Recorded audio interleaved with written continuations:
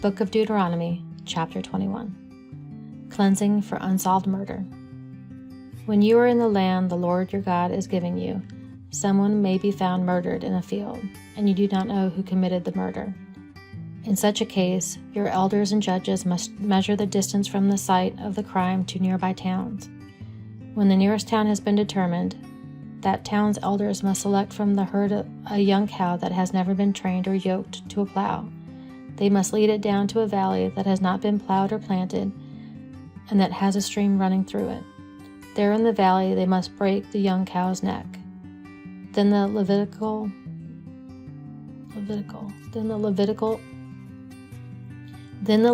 priest must step forward, for the Lord your God has chosen them to minister before him and to proclaim.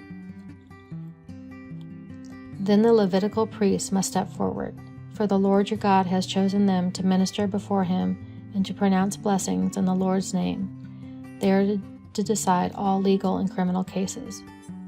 The elders of the town must wash their hands over the young cow whose neck was broken. Then they must say, "Our hands did not shed this person's blood, nor did we see it happen. O Lord, forgive your people, Israel, whom you have redeemed. Do not charge your people with the guilt of murdering an innocent person." Then they will be absolved of the guilt of this person's blood. By following these instructions, you will do what is right in the Lord's sight and will cleanse the guilt of murder from your community. Marriage to a captive woman. Suppose you go out to war against your enemies, and the Lord your God hands them over to you, and you take some of them as captives. And suppose you see among the captives a beautiful woman, and you are attracted to her and want to marry her. If this happens, you may take her to your home, where she must shave her head, cut her nails, and change the clothes she was wearing when she was captured. She will stay in your home, but let her mourn for her father and mother for a full month. Then you may marry her, and you will be her husband, and she will be your wife. But if you marry her and she does not please you, you must let her go free. You may not sell her or treat her as a slave, for you have humiliated her. Rights of the firstborn. Suppose a man has 2 wives, but he loves one and not the other, and both have given him sons. And suppose the firstborn is the son of the wife he does not love. When the man divides his inheritance, he may not give the larger inheritance to the younger son, the son of the wife he loves, as if it were his firstborn son. He must recognize the rights of his eldest son, the son of the wife he does not love, by giving him a double portion. He is the first son of his father's virility. He is the first son of his father's virility, and the rights of the firstborn belong to him. Dealing with a rebellious son. Suppose a man has a stubborn and rebellious son who will not obey his father or mother, even though they discipline him. In such a case, the father and mother must take the son to the elders as they hold court at the town gate. The parents must say to the elders, "This son of ours is stubborn and rebellious and refuses to obey. He is a glutton and a drunkard." Then all the men of his town must stone him to death. In this way you will purge this evil from among you, and all Israel will hear about it and be afraid. Various regulations. If someone has committed a crime worthy of death and is executed and hung from a tree, the body must not remain hanging from the tree overnight. You must bury the body that same day, for anyone who is hung is cursed in the sight of God. In this way you will prevent the defilement of the land the Lord your God is giving you as your special possession. Book of Deuteronomy, chapter 22. If you see your neighbor's ox or sheep or goat wandering away, do not ignore your responsibility. Take it back to its owner. If its owner does not live nearby, or you don't know who the owner is, take it to your place and keep it until the owner comes looking for it. Then you must return it. Do the same if you find your neighbor's donkey, clothing, or anything else your neighbor loses. Do not ignore your responsibility. If you see that your neighbor's donkey or ox has collapsed on the road, do not look the other way. Go and help your neighbor get it back on its feet. A woman must not put on men's clothing, and a man must not wear women's clothing. Anyone who does A woman must not put on men's clothing, and a man must not wear women's clothing. Anyone who does this is detestable in the sight of the Lord your God. If you happen to find a bird's nest in a tree or on the ground, and there are young ones or eggs in it, with the mother sitting in the nest, do not take the mother with the young. You may take the young, but let the mother go, so that you may prosper and enjoy a long life. When you build a new house, you must build a railing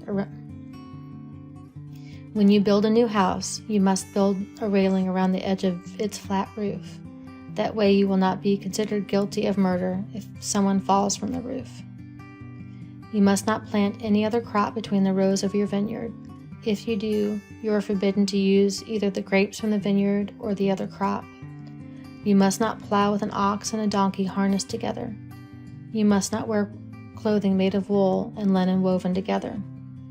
You must put 4 tassels on the hem of the cloak from which you cover yourself, on the front, back, and sides. Regulations for sexual purity. Suppose a man marries a woman, but after sleeping with her, he turns against her and publicly accuses her of shameful conduct, saying, "When I married this woman, I discovered she was not a virgin." Then the woman's father and mother must bring proof of her virginity to the elders as they hold court at the town gate. Her father must say to them, "I gave my daughter to this man to be his wife, and now he has turned against her. He has accused her of shameful conduct, saying, 'I discovered that your daughter was not a virgin.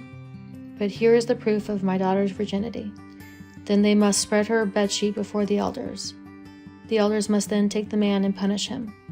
They must also fine him 100 pieces of silver, which he must pay to the woman's father because he publicly accused a virgin of Israel of shameful conduct. The woman will remain the man's wife, and he may never divorce her. But suppose the man's accusations are true, and he can show that she was not a virgin. The woman must be taken to the door of her father's home, and there the men of the town must stone her to death, for she has committed a disgraceful crime in Israel by being promiscuous while living in her parents' home. In this way you will purge this evil from among you. If a man is discovered committing adultery, both he and the woman must die. In this way you will purge Israel of such evil. Suppose a man meets a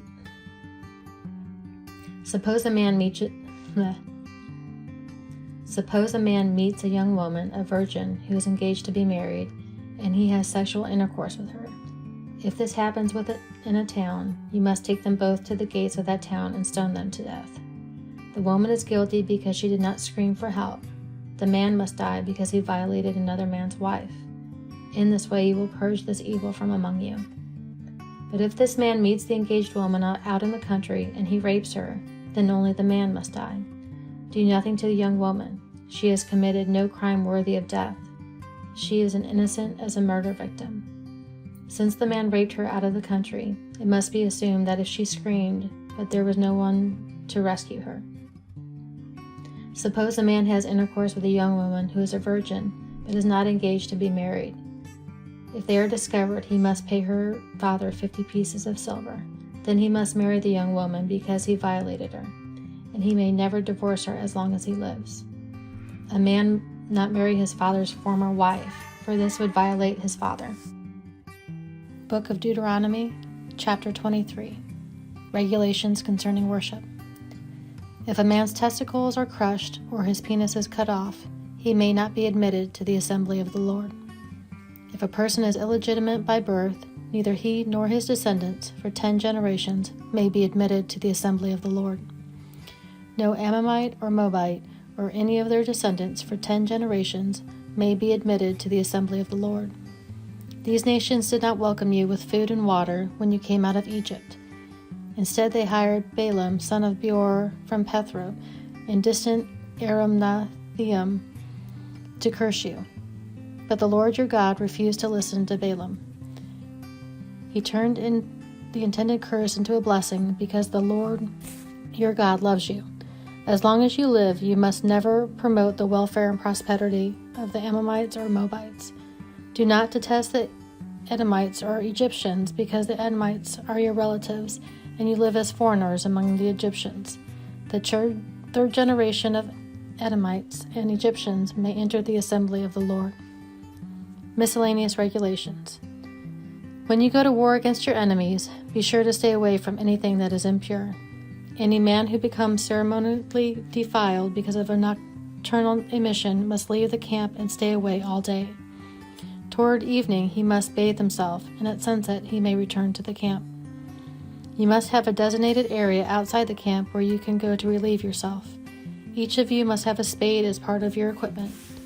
Whenever you relieve yourself, dig a hole with the spade and cover the excrement. The camp must be holy, for the Lord your God moves around in your camp to protect you and to defeat your enemies. He must not see any shameful thing among you, or he will turn away from you. If slaves should escape from their masters, take refuge with you, you must not hand them over to their masters. Let them live among you in any town they choose, and do not oppress them. No Israelite, whether man or woman, may become a temple prostitute. When you are bringing an offering to fulfill a vow, you must not bring to the house of the Lord your God any offering from the earnings of a prostitute, whether a man or a woman, for both are detestable to the Lord your God. Do not charge interest on loans you make to a fellow Israelite, whether you loan money or food or anything else. You may charge interest to foreigners, but you may not charge interest to Israelites, so that the Lord your God may bless you in everything you do in the land you are about to enter and occupy. When you make a vow to the Lord your God, be prompt in fulfilling whatever you promised him. For the Lord your God demands that you promptly fulfill all your vows, or you will be guilty of sin. However, it is not a sin to refrain from making a vow. But once you have voluntarily made a vow, be careful to fulfill your promise to the Lord your God. When you enter your neighbor's vineyard, you may eat your fill of grapes, but you must not carry away any in a basket. And when you enter your neighbor's field of grain, you may pluck the heads of grain with your hand, but you must not harvest it with a sickle. Book of Deuteronomy, chapter 24. Suppose a man marries a woman, but she does not please him. Having discovered something wrong with her, he writes her a letter of divorce, hands it to her, and sends her away from his house. When she leaves his house, she is free to marry another man. But if the second husband also turns against her and divorces her, or if he dies, the first husband may not marry her again, for she has been defiled. That would be detestable to the Lord. You must not bring guilt upon the land the Lord your God is giving you as a special possession. A newly married man must not be drafted into the army or be given any other official responsibilities. He must be free to spend 1 year at home, bringing happiness to the wife he has married. It is wrong to take a set of millstones, or even just the upper millstone, as security for a loan, for the owner uses it to make a living. If anyone kidnaps a fellow Israelite and treats him as a slave or sells him, the kidnapper must die. In this way you will purge the evil from among you.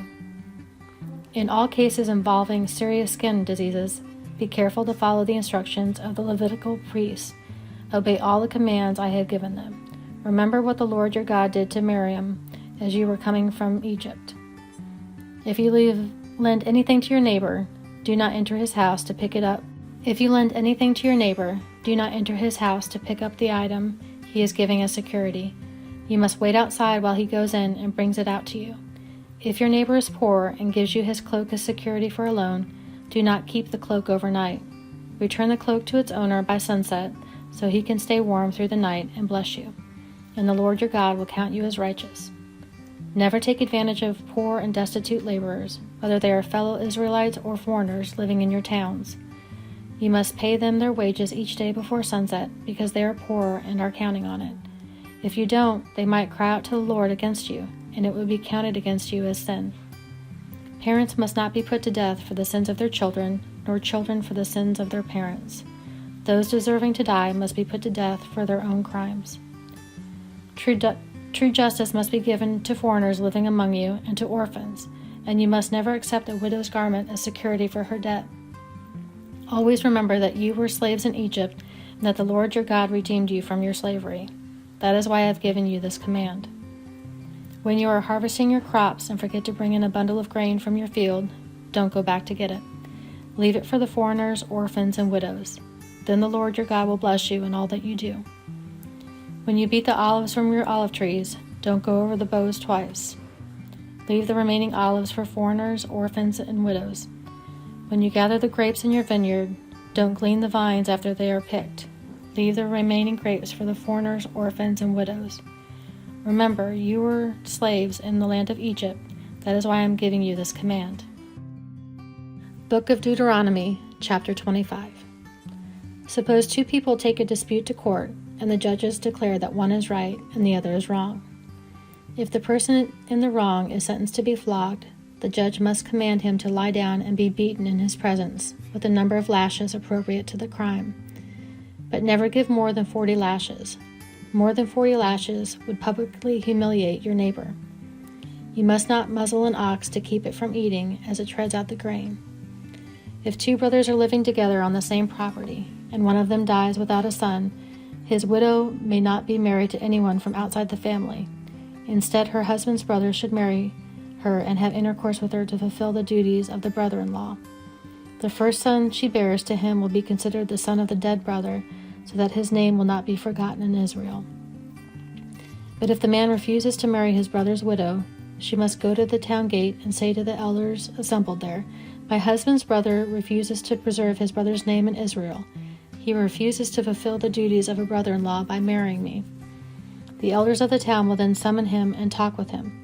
If he still refuses and says, "I don't want to marry her," the widow must walk over to him in the presence of the elders, pull his sandal from his foot, and spit in his face. Then she must declare, "This is what happens to a man who refuses to provide his brother with children." Ever afterward in Israel, his family will be referred to as the family of the man whose sandal was pulled off. If two Israelite men get into a fight, and the wife of one tries to rescue her husband by grabbing the testicles of another man, you must cut off her hand. Show her no pity. You must use accurate scales when you weigh out merchandise, and you must use full and honest measures. Yes, always use honest weights and measures, so that you may enjoy a long life in the land the Lord your God is giving you. All who cheat with dishonest weights and measures are detestable in the Lord your God. Never forget what the Amalekites did to you as you came from Egypt. They attacked you when you were exhausted and weary, and they struck down those who were straggling behind. They have no fear of God. Therefore, when your Lord your God has given you rest from all your enemies in the land he is giving you as a special possession, you must destroy the Amalekites and erase their memory from under the heaven. Never forget this.